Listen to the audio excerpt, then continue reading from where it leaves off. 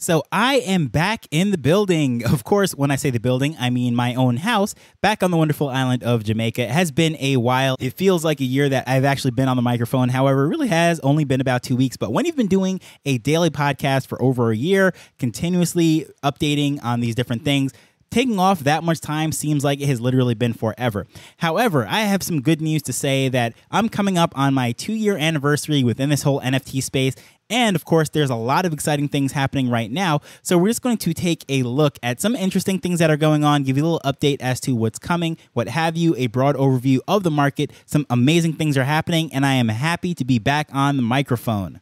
Hello, I'm Taj, digitally known as Tropic Vibes, the host of Nifty Business, where we highlight NFTs and explore Web 3.0 as we move from pure speculation to creating real-world value.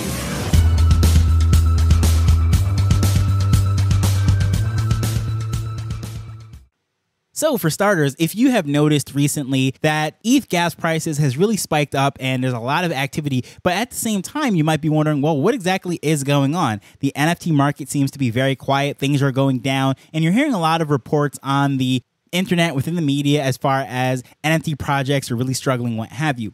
Well, I can definitely tell you as far as gas prices going up and the activity that's over on ETH, that has a lot to do with the latest update that happened on the blockchain. Now, as we know from the merger going forward, there's going to be multiple major updates. And at this point, it's not even newsworthy anymore because we just expect those things to go smoothly. And that's exactly what happened with this latest update. And as these updates are rolling in, it makes the chain a lot more efficient, more scalable, and so forth. And also the big thing that really was the big news is they allowed stakers to finally withdraw. So people that had staked their ETH into this new chain weren't able to withdraw it for a period of time. So a lot of those were tied up for a couple of years. And because of this, once they opened it with this latest update, people were able to withdraw and do what they please with it. And a lot of people were thinking that was going to cause ETH to crash and what have you. But guess what? It actually didn't. It caused ETH to go up, which is a little bit of head scratcher for a lot of people. They're trying to figure out, well, why did ETH go up suddenly and then drop? Well, what ended up happening was it gave people a lot of confidence. Now that they can't deposit their funds into these staking pools and then know that they can automatically get it out, there isn't that hesitancy for someone who might not necessarily want to tie up their ETH for an indefinite period of time. So more people are coming in and they're willing to invest. So let's say they want to become a solo staker and they want to commit their ETH and be a validator and do all the things that come with the benefit of doing that. Of course, that is how they're getting their rewards and what have you.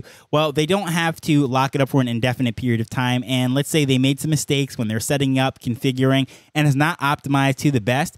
Well, there is not that risk anymore. They could just pull out and then start over, set it back up again. Because of that, a lot of people are a lot more willing to make that investment, if you will, make that commitment with their ETH, knowing very well that's not going to be tied up for an indefinite period of time. So unlike many people that were expecting to see this massive drop, a huge sell-off of ETH, well, that really didn't happen. And as a result, as I said, the price did tend to go up. It did come back down.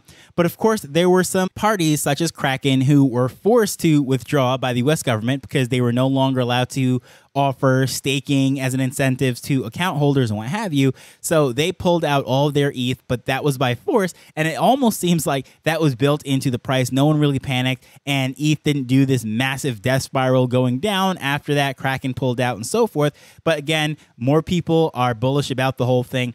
So because of that, for the most part, it was a wash, and the price is going pretty much sideways right now. But as far as NFTs and what's going on with the market, things are going down as far as the PFP, the collections, and a lot of people are saying, oh man, this is not good. We thought we were at the bottom, but yet prices are still going down. I look at some of the blue chips, of course, the Moonbirds, Punks, and the Apes, and it really doesn't look good. The Bored Apes right now are sitting around the 51 ETH floor. The Mutants are around the 11.5 ETH floor. You got Moonbirds at 2.5 ETH. And the Punks are somewhere around 55 ETH. And that is a far cry away from where things were. But of course, we're not going to dwell on all those negative things. Despite that, and the fact that I will even go a step further and say, I still believe that these PFP projects, what have you, are not dead. The communities are strong and well. And I would even go a step further and say I still expect a lot more of them to roll out. At this point, we're seeing the market really take a huge dip. Even a lot of the projects that I am gung-ho about, I've been collecting and not selling, and I enjoy those, I will still say that even those prices are down considerably, but that was going all along. But even over the last couple weeks, they still have gone down further. So with that said, you might be wondering, well, why am I still so excited about this? Coming into all of this, the one thing that I will say, as with my last few episodes, the things that I've seen at the conferences and coming out of those, the things that are being built right now are absolutely amazing. And I am most excited about over the last couple days is hearing a lot about gaming. Now, the cool thing about gaming is these gaming companies that are really embracing Web3 technology and the advantages that they offer to the players and the users, they're seeing this way before the gamers are, and I think it's very interesting. They're met with a lot of skepticism, what have you. However, the big players, when they're actually rolling this stuff out, they're not presenting this as NFTs. They're not presenting this as blockchain technology. So the interesting thing that I think about this is that is going to be a huge onboarding thing. That's something I've been talking about for quite a while. All the advantages that we see with programs such as the Starbucks reward program and so forth, where people don't even know they're necessarily interacting with NFTs, that is the sort of stuff that I think is going to really broaden the adoption of the technology. Because at the end of the day, do we really care what people are calling this stuff? No. If we're gung-ho, we're excited about this, and we see the benefits of it, there's going to be a million different technological advances. The news right now is chasing AI and doing all of that stuff. However, we know that NFTs, blockchain technology, Web3, all of this stuff is not going anywhere. At the end of the day, it's all going to converge, and it's just going to be a part of our everyday life. So seeing that gamers is just one of these touch points that has been met with so much fierce skepticism, yet these companies, knowing very well the type of climate that is out there, the type of stigma that is associated with NFTs, but they're still going ahead and forging forward and building and integrating this stuff into their gaming experience really is a bullish sign for this market, really is a bullish sign for the technology as a whole. So now, as I'm going forward and I'm explaining this stuff, we're going to really step into the promise that was originally made by this show in the beginning, that we're not just looking at speculation, but we're adding real world value, seeing where this stuff goes, how we can integrate this, not just into business, but also into our lives and what have you. And that was really the promise of Nifty Business from day one. And a lot of news and a lot of stories I've been covering were different projects that were dropping, things that I was excited about, some fun things, and I was all over the place. I'll be honest, I was excited about collecting and moving stuff around just like everyone else. However, now is when we're starting to see things start to mature a little bit. When the excitement, all the buzz, and all the hoopla, if you will, the headlines have gone away, but now is when I am the most excited because the things that I have been seeing is just really cool. Even the wallet experience, the upgrades that have been made to MetaMask, what's happening over there at Phantom. Phantom, they're doing some things that are very interesting. So if you're not familiar with the Phantom wallet, which is primarily the #1 wallet over on the Solana ecosystem, well, they're expanding. They're trying to do a lot more things, making a very user-friendly experience and not just limiting to what's happening on Solana. They're doing a lot of things that should be built up. So seeing what's happening over there, there's different wallets that are being integrated, things that don't require seed phrases, writing 24 words down and so forth, that will really onboard people in an interesting way.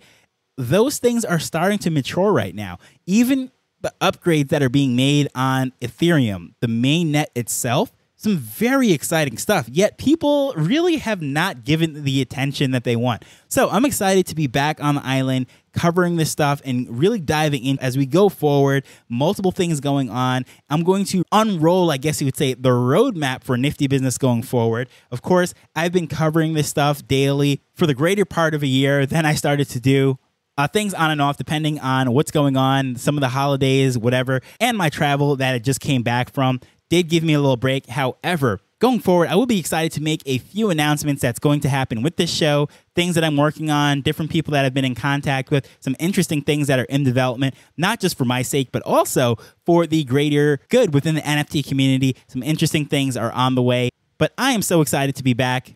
Thank you for your support and your patience. And most importantly, coming along on this journey with me as we learn and build Web3 together. So until next time, later. The Nifty Business Show is not investment advice. It provides insights and information within the space. As with anything, please do your own research before making a decision whether you're making an investment or a purchase.